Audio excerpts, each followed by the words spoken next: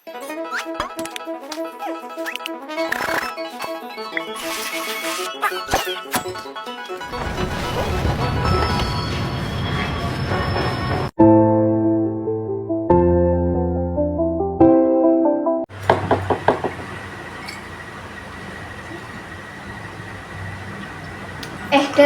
aku lagi kepikiran nih tentang perubahan sosial, terutama dalam hal lingkungan. Banyak hal yang berubah nggak sih? Kamu ngerasa juga nggak? Iya sih, aku juga ngerasa. Sekarang kan banyak perusahaan yang mulai peduli soal lingkungan. Terus perusahaan-perusahaan sekarang kan juga mulai pakai energi terbarukan. Tapi kamu mikir nggak, apakah ini benar-benar solusi atau cuma branding doang? Nah itu, di satu sisi sih aku merasa positif ya.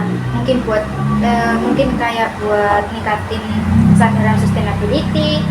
Tapi kadang-kadang aku ngerasa ragu juga. Jangan-jangan banyak yang cuman green aja biar kelihatan peduli, padahal mah polusi juga. Nah, setuju.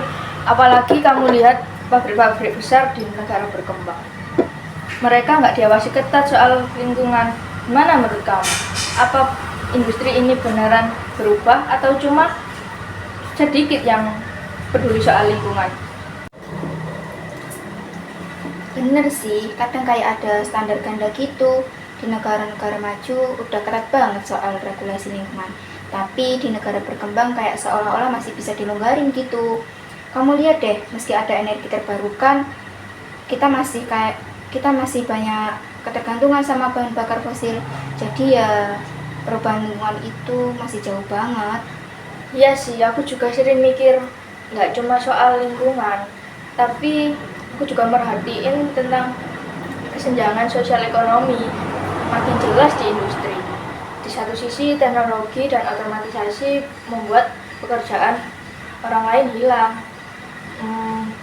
Menurutmu gimana tuh? Benar, digitalisasi sama otomatisasi memang efisien, tapi dampaknya besar banget buat para pekerja. Banyak tenaga kerja manual yang digantikan oleh robot atau AI.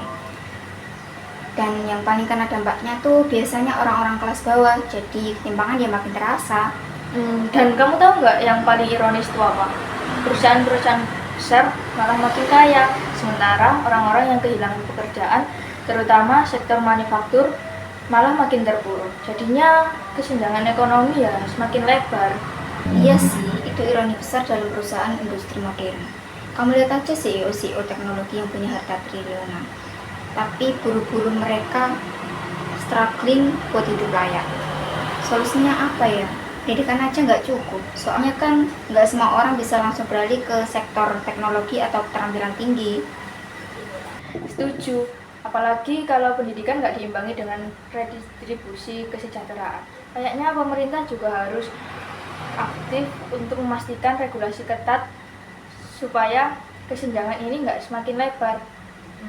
Dan perusahaan juga harusnya bertanggung jawab soal ini. Iya ya, ada saatnya industri itu melakukan reformasi sosial juga, nggak cuma ngejar efisiensi atau laba semata.